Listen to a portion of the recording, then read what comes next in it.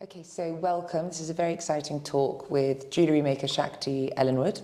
We're here in the beautiful home of Susie Lawson, courtesy of Branch Arts, where we're hosting an exhibition called Reflection on Light. The exhibition is itself a celebration of spring, the spring equinox, and what that brings, the light it brings back. So we felt that the perfect maker to kind of take us on this story would be Shakti, whose practice in making jewellery is much more of a spiritual practice than than other makers we've seen. That's correct. Yeah, can you tell us a little bit about that? I think that I like to call myself the mystic goldsmith. Definitely. Because I feel from the last 30 years I've been working with indigenous tribes and plant medicines around the world, and it really woke me up to my spirituality and took me on such a deep, deep journey.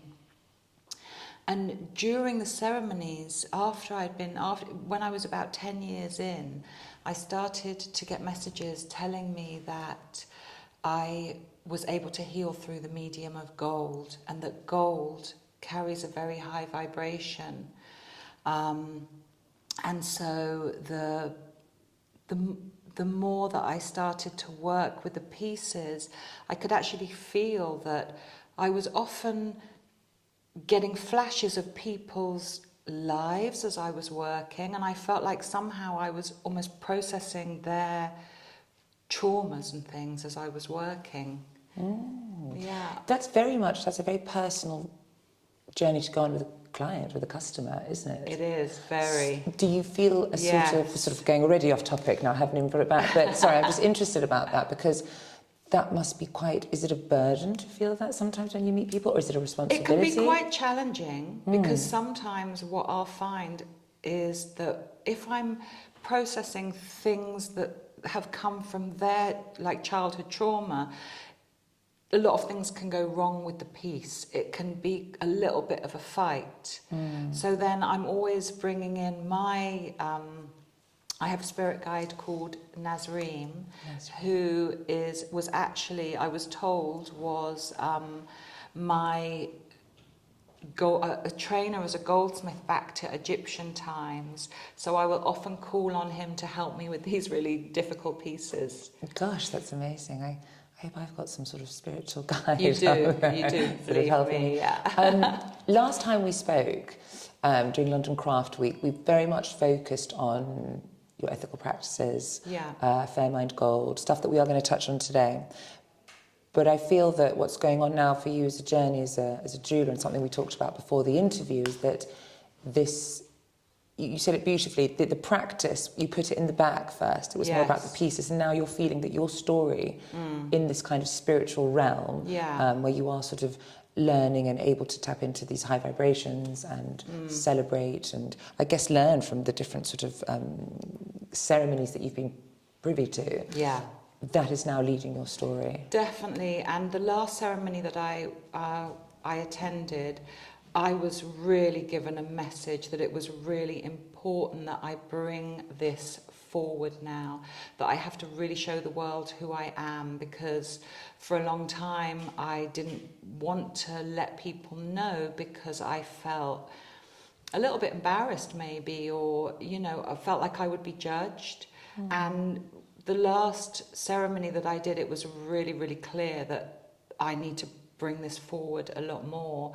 And I was also told that the more that I work on these new pieces that I'm making, the more deeper that I go into them, the more powerful they will become for the wearer.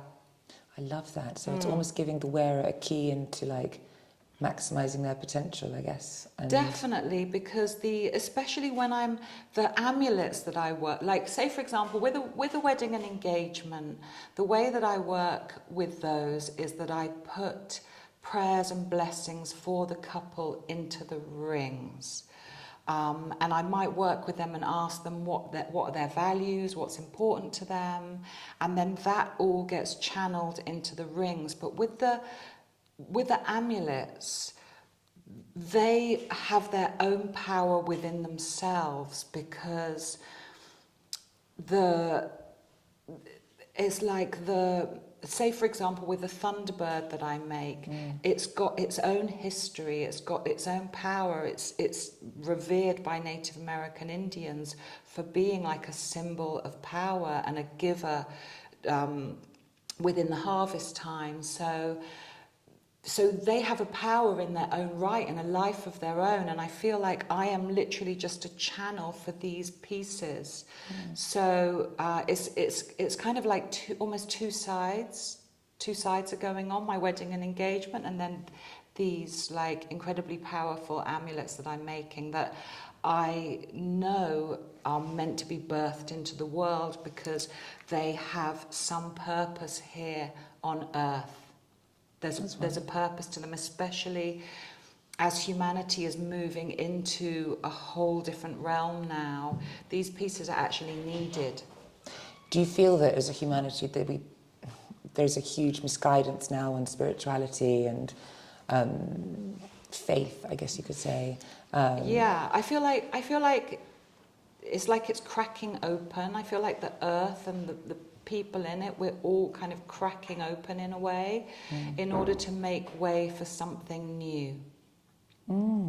I think we all feel that to some extent right now. Something that I'm just to sidetrack slightly, working with makers at Bigger in Skills, I've definitely noticed that, I don't know if this comes from working with your hands or people finding their practices in the way that you have, like as almost like through spiritual guidance or to find calmness in their life, or you know, as a result of coming out of a depression and starting to do ceramics or leathercraft as hobbies, and it led on to something more. But there is something incredibly healing anyway about working with your hands. Yeah. You know, there really is something, nobody can take that away from you. No. It feeds your soul. Yes. Yeah. And someone said something interesting last night, because we were just talking about it at the exhibition. And she said, well, there's that wonderful, satisfying thing of like a beginning, a middle and an end. You know, you can see what you've made. Yeah. You know, you can really celebrate. So I know that whenever I talk to any of our makers, everyone is so, and I say this again and again and again, I hope I'm not repeating myself for all the talks out there, but everyone is so goddamn happy. Yeah. Like there's nothing that I can really take away from anyone or bring. I mean, of course you can bring, but the journey of just making itself and your experience kind of almost reigns on that, because you know, there's such a sort of beautiful essence about all of it, and experience, you know, for you too. And I mean, I feel the magic of these pieces. I mean, the third piece that I've made, this Mary amulet, there is so much beauty and power in this piece. It's like a kind of melting feeling when you wear it, and a kind of understanding that you are being protected. They're like keys to, I don't know, there's something just very magical about them that has nothing to do with me, in fact. You know, it's like I've kind of birthed these pieces and they hold their own magic within them. Oh, it must be such a lovely feeling to sort of create such beautiful pieces as you do, which I want to talk about now, actually, because this collection... Yes. And it's so funny because, am I right in thinking there's a huge relationship between the feminine and spring and the equinox? Is there something about that, or have I invented that now? I'm not 100% sure, but I know obviously the spring equinox is to do with light, isn't it? Light. Rebirth, the beginning, exactly. I think. And I think when you're taking like feminine energy, there is that feeling of light and that feeling of almost, like birth, giving birth. It's like a new beginning. A new chapter. I've really felt it over the last 2 days. I don't know if it's the relief that we're not sort of walking around in mud anymore. But it's, you know, just every day feels a little bit more hopeful than the one before. It does. And it's a really nice, refreshing feeling. Yes. So this collection, this capsule collection, the Divine Feminine. The Divine Feminine. Where we have the Lilith vulva ring. Yeah. And then we've got the Danu piece. This is... Oh, sorry, don't worry. This is her right here, isn't it? Yes. Can you tell us a little bit about this and how they embody the themes of... Yes, absolutely. So just to say, so this when I made this piece, last night when a lot of people came to see it, they were saying it looks pre-Columbian. And that was not my intention when I started it. And so this is what I'm saying. These pieces almost have their own personality and a life of their own. And when I look at her, I can see there is something pre-Columbian about her, even though she is a classic gig, which is a very European thing. But when I posted her on Instagram, one of my friends who lives in Brazil said that there are indigenous tribes within Brazil who see the vagina and the vulva as a portal. So it does tie in. What led you to want to do a piece about the vulva, the female sort of parts? I mean, what was that? I don't think I had a choice. I think especially the first piece was the vulva ring.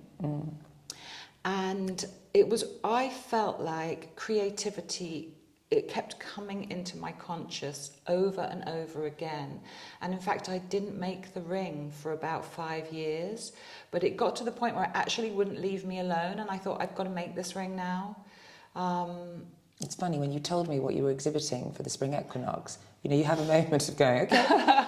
But once you see her, and it's so beautiful, and it's so silly, all the stuff you put in front of it, so in your head, stuff. you know? So much stuff, and I'll get to that. So yeah, it was like, okay, you know, since Roman times or before, there have been rings with phalluses on, but something to do with the vulva, especially within our society, is we have been trained, it's something to be ashamed of, it's something to hide, it's something to be a bit ick about even. And so I really felt like, you know, this is something that we need to now be showing more into the world, not necessarily actual, in the moment. Yeah, but this ring, it's like, you know, we should be proud of our vulvas. We should be celebrating them. They are the most amazing portals. They give birth, which is incredible. We have the power to give life. They're incredible centers for pleasure. And also, if you think about it, when you are having an orgasm, you are in a state of enlightenment. That's what the tantras believe, that in that moment of release, there is nothing but enlightenment. And actually, within the Sanskrit word yoni actually means sacred temple. So our vulvas are incredible portals of light, of the divine feminine, sacred feminine, and they need to be celebrated more. And we need to get away from the ick factor and into the wow factor. Absolutely, no, exactly. It is. It's so easy to talk about it with you. You know what I mean? I don't know how many people we could sit down and have that conversation with, but it feels very relaxing, and it feels very celebratory, and it's like a celebration, and something that is so not a big deal. You know what I mean? Yes. And it's funny, society sort of constrains you.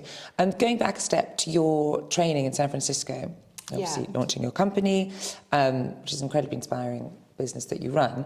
What were the key lessons that you learned along the way, just to take it back for people that are here that are jewelers themselves? In San Francisco? Yeah. Well, as I was saying earlier, the school that I went to was a very technical school, which I really appreciate now, because not that many jewelers actually know how to hand fabricate jewellery. A lot of it is made now in wax, and these pieces are all hand fabricated from sheet metal.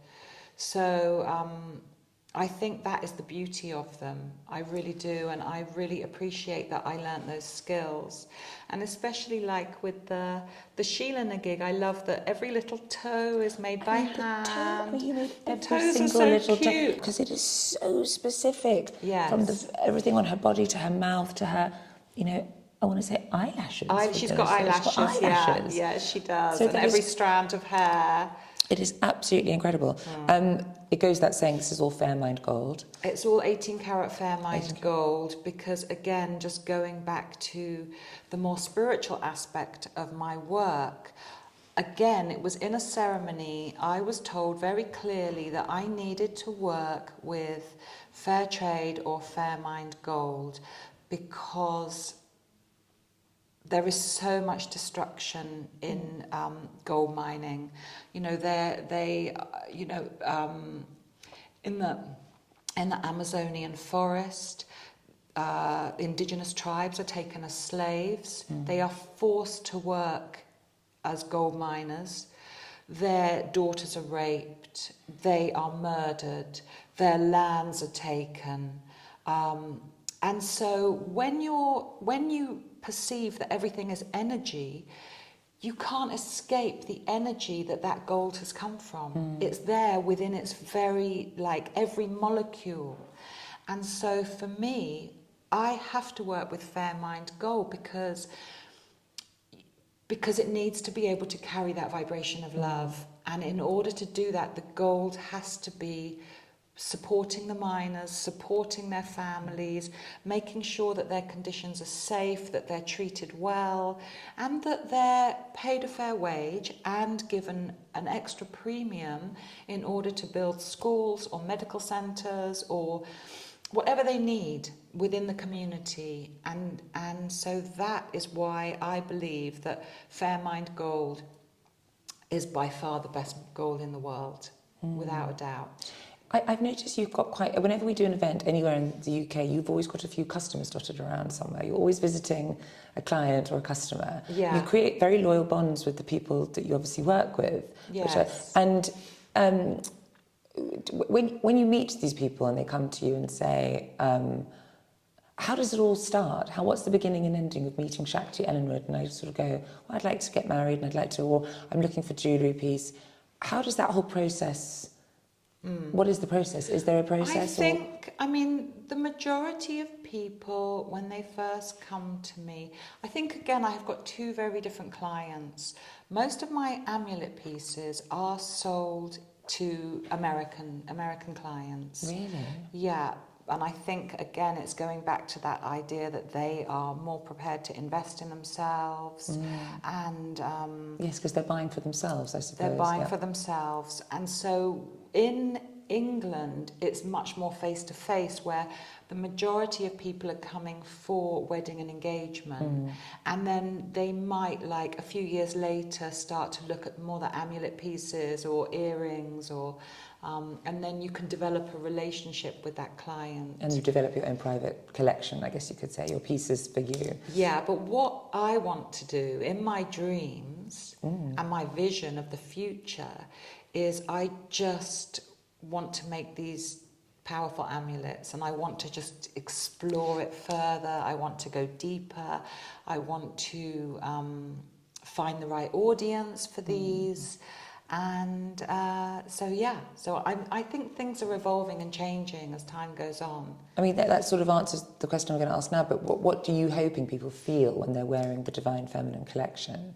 I hope that people can recognise something beautiful within themselves, that they can really feel the power, that these pieces are enhancing their own energy and their power, that they can feel that they can kind of go forth into the world and just be amazing. That's beautiful. That says everything to me about, that highlights the spring equinox, actually. And, you know, and just for me personally, just this feeling right now of like new beginning, you know, whether you've manifested something, you know, a change of life, or a new hobby coming into your life, or a partner, these pieces feel like the perfect time to be introducing the Divine Feminine into our lives. I mean, I was actually also told by an Indigenous elder that the guardians of the planet will find your pieces, which is quite an amazing... Is that Vigor and Skills? I'm just kidding. That is amazing. That is very cool.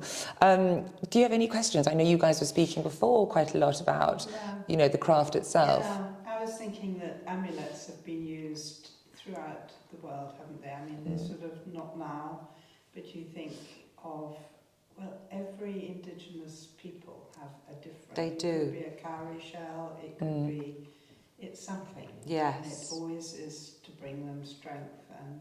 Absolutely. You can look at dating back to Egyptian times, Roman times, all the pre-Columbian. If you look at, go to the Gold Museum in Bogota, and you see all the little, the beautiful little characters that have been created. They all had very, very specific meaning for a reason. Feels like a superpower, you know. It feels like, you know, it's like the superhero, you know, the amulet. I mean, it's whether it's in the cartoon, there is something incredible feeling. If I could just talk a little bit more about the Divine Goddess collection as well. So this was the first piece that came, and I didn't actually realise when I was making it that I was going to create a collection. And it wasn't until the second piece came to me that I realised that this was going to be like a seven collection, a small like capsule collection of 7 pieces. And the reason why I picked 7, because it was like the 7 archetypes of women, even though they don't particularly, each one doesn't represent a particular archetype, they also, it was just more the number.